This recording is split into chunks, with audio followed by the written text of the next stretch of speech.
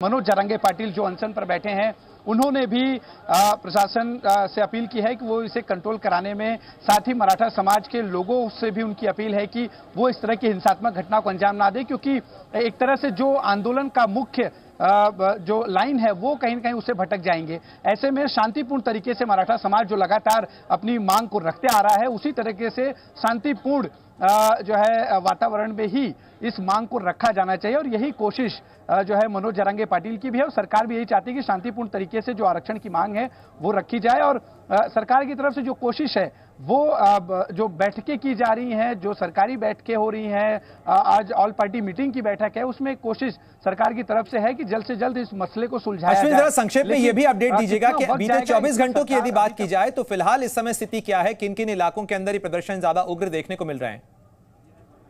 Sir बाहर निकलिए। जी देखिए, मैं इस वक्त मनोज जरांगे पाटिल के साथ हूं, इनसे बातचीत करने की भी कोशिश करते हैं और ये समझेंगे कि इनकी जो मांगे हैं इस पर अभी तक सरकार से इनकी क्या बातचीत हो पाई है, चूंकि कल ही इनकी बातचीत मुख्यमंत्री से फोन पर हुई थी। ऐसे में ये क्या कुछ इन्होंने अपनी बातें वहां रखी हैं वो समझेंगे। मनोज जी, आप लगातार आज 8वां दिन है आज आपके अनशन का, क्या बातचीत सरकार से आपकी हो पाई अभी तक? बातचीत नहीं, लेकिन हम रिजर्वेशन मांग रहे हैं महाराष्ट्र के लिए, हम आधा नहीं ले सकते, इस पर बात है, लेकिन हम रुकेंगे नहीं, क्योंकि हमारा हक का जो रिजर्वेशन है ओबीसी में वो हम लेना चाहते हैं और वो सरकार कैसे नहीं देती। अब मराठी देखेंगे, पूरा देश का मराठा एकजुट हो गया। अब कुणबी जो है सर्टिफिकेट देने की बात जो है सरकार कर रही है कि कुणबी कास्ट का एक सर्टिफिकेट दिया जाए जो ओबीसी के अंतर्गत आप लोगों को आरक्षण जो है उसमें मिले, इस पर आपकी क्या प्रतिक्रिया है? मैं आधा नहीं ले सकता, पूरे महाराष्ट्र को ले सकते हैं, पूरे महाराष्ट्र के मराठा को हमने बोल दिया है कि वो अपन कल जो जार निकाला है वो रद्द कर। अश्विन, मनोज जरांगे से जरा ये भी पूछिएगा कि ऐसे में जब सरकार सर्वदलीय बैठक बुला रही है तो उन्होंने ये अल्टीमेटम आखिर क्यों दिया है कि वो आज शाम तक यदि आरक्षण की मांग पूरी नहीं हुई तो वो अन्न जल त्याग देंगे, पानी भी त्याग देंगे? चाहिए हमें, आधा नहीं चाहिए, इसको दिया और इसको नहीं दिया। हम पूरे महाराष्ट्र को कुणबी प्रमाण पत्र लेने के लिए मांग है हमारी और वो ही रहेगी, इसलिए उनको वो रद्द करने को हमने बोला है, वो उनको रद्द करना ही पड़ेगा जी यार। हम पूरे महाराष्ट्र को लेंगे। सर, एक तरह से सरकार अपनी कोशिश कर रही है और आज सर्वदलीय बैठक भी बुलाई गई है, इसके बावजूद आपका ये अल्टीमेटम कि आप जल जो है आज त्याग देंगे, क्यों आप इस पे पूरी तरह से अड़े हुए हैं? सरकार की कोशिश एक तरह से जारी है, इस पर क्या कहना? कायदा पारित करने के लिए आधार चाहिए था, दस्तावेज का, यानी कि पुरावे, वो तो मिल गया आपको, फिर क्यों नहीं दे रहे आप महाराष्ट्र को पूरे? आप कुणबी प्रमाण पत्र ओबीसी में क्यों नहीं देते? आपने बोला था पुरावा लेने के बाद अहवाल बना के हम दे देंगे, आप क्यों नहीं दे रहे? आप थोड़ी ही लोगों को दे रहे, ये मान्य नहीं, हमको मान्य रहेगा नहीं, आंदोलन रुकेगा नहीं, पूरे महाराष्ट्र को मिलने तक ये आंदोलन रुकेगा ना। कुणबी कास्ट सर्टिफिकेट दिए जाने का जो उन्होंने एक स्टेप उठाया उसको आप कह रहे हैं कि वो जीआर रद्द करी जाए, पूर्ण रूप से आपको आरक्षण मिले। एक तरफ कुणबी समाज से लोग जो हैं, खासतौर पे जो विदर्भ में ऑलरेडी ओबीसी के तहत उन्हें आरक्षण मिला, वो भी इसका विरोध कर रहे हैं कि अगर मराठा समाज को भी इसमें शामिल कर लिया जाए, या ओबीसी समाज भी एक तरह से नाराज है कि अगर उन्हें इसमें शामिल किया जाएगा तो जो ओबीसी को आरक्षण मिल रहा है उसमें। अश्विन, मनोज जरांगे से जरा ये भी पूछिएगा कि क्या वो आज के अल्टीमेटम पर बरकरार हैं या इसमें कोई बदलाव की गुंजाइश है, क्योंकि उनका स्वस्थ रहना भी जरूरी है? वो विरोध नहीं करते, ओबीसी भी नहीं करते, उनके जो 4-2 लीडर है वही करते हैं। उनको ओबीसी को लगता है कि गोरगरीब मराठों को मिलना चाहिए रिजर्वेशन। हमारा है ही है ना वहाँ, हमारा व्यवसाय खेती है, उनका व्यवसाय खेती है, जात निर्माण वो व्यवसाय से हुए है, जो व्यवसाय है उससे हुए वाले, उसे रिजर्वेशन दिया तो फिर हमारी खेती ही है। हमारे एक भाई कुणबी बोल के मराठा जो है कुणबी बोल के आरक्षण में है, ये सब सही है, हम वहाँ है, इनकी देने की इच्छा नहीं है, लेकिन हम इच्छा इनकी तैयार करेंगे। हम एकजुट होकर, करोड़ों मराठे एकजुट होकर लड़ रहे हैं महाराष्ट्र के, और भारत देश के भी पूरे मराठे हमारे साथ आप जुड़ रहे हैं। एक सवाल यह है कि अल्टीमेटम जो आपने दिया है, क्या इसमें कुछ नरमी आप बरतेंगे? चूंकि आप बोल रहे हैं कि आप पानी भी त्याग देंगे, तो इसमें कुछ नरमी बरतने की संभावना है? अगर है तो कैसे?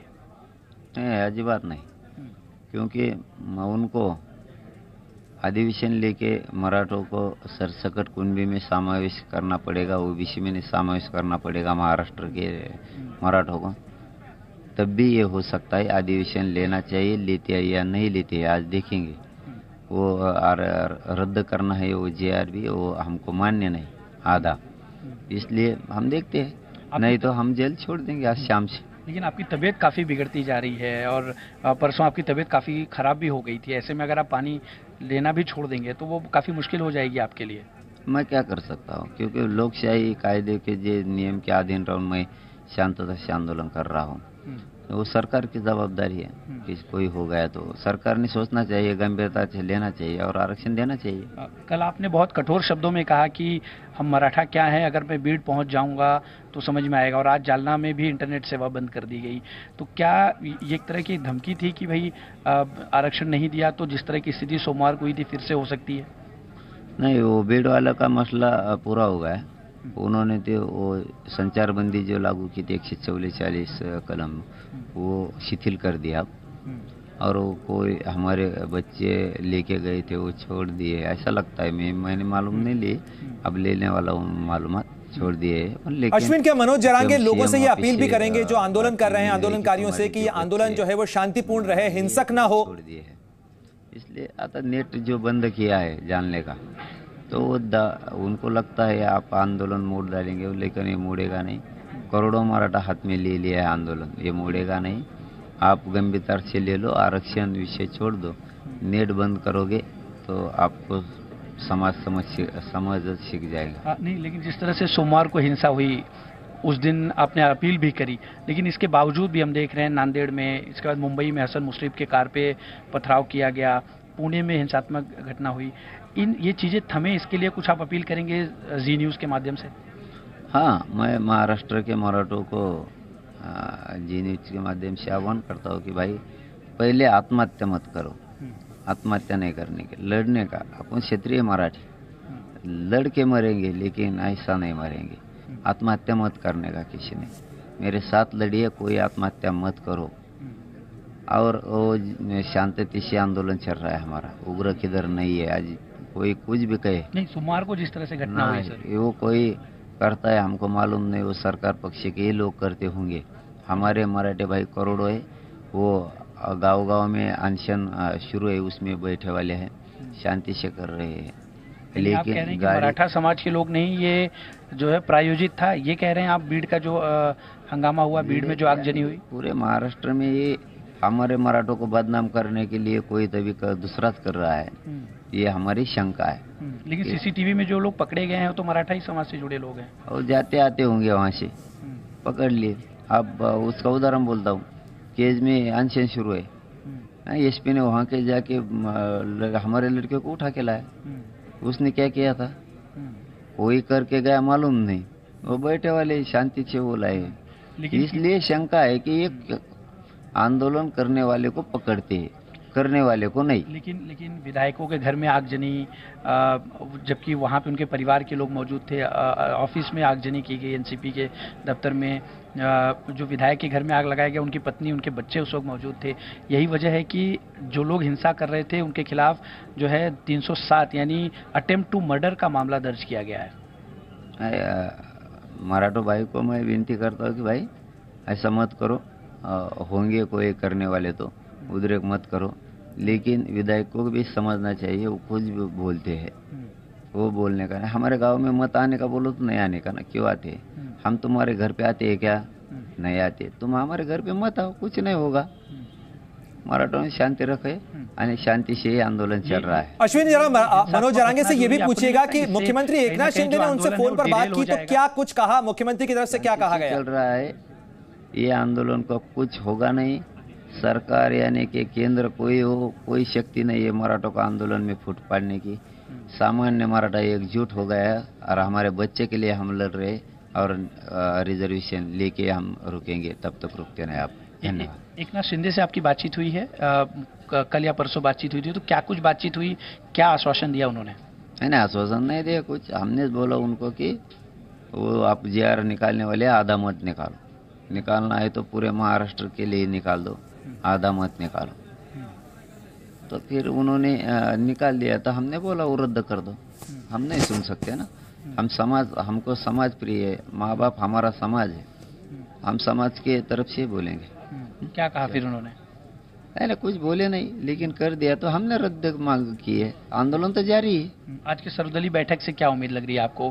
क्योंकि सर्वदलीय बैठक बुलाई गई है, सारे नेताओं को मराठा आरक्षण को लेकर सरकार क्या वो कदम उठा रही है, क्या कुछ परेशानियां आ रही है, इस पर बातचीत होगी, आपको क्या उम्मीद है? सब विधायक ने मिलके रिजर्वेशन मिलने के लिए मराठों को ताकत लगानी चाहिए, और उधर मुंबई में रह के सरकार को रिजर्वेशन लेने के लिए तैयार करो, और मराठों को के साथ खड़े रहे।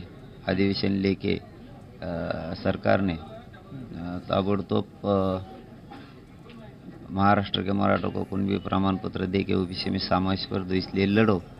हम मराठा आपका उपकार कभी विसर नहीं सकते। लेकिन कुणबी प्रमाण पत्र तो दे रहे हैं ना सर, वो तो ऑलरेडी दे रहे हैं, आप बोल रहे हैं आधा दे रहे हैं, वो थोड़ा समझना है। अब आधा कैसा दे रहे हैं, उसमें क्या है? 33-34 नंबर से ले वाले नोंदी है, उसमें उसका उल्लेख नहीं है JR में। Z News।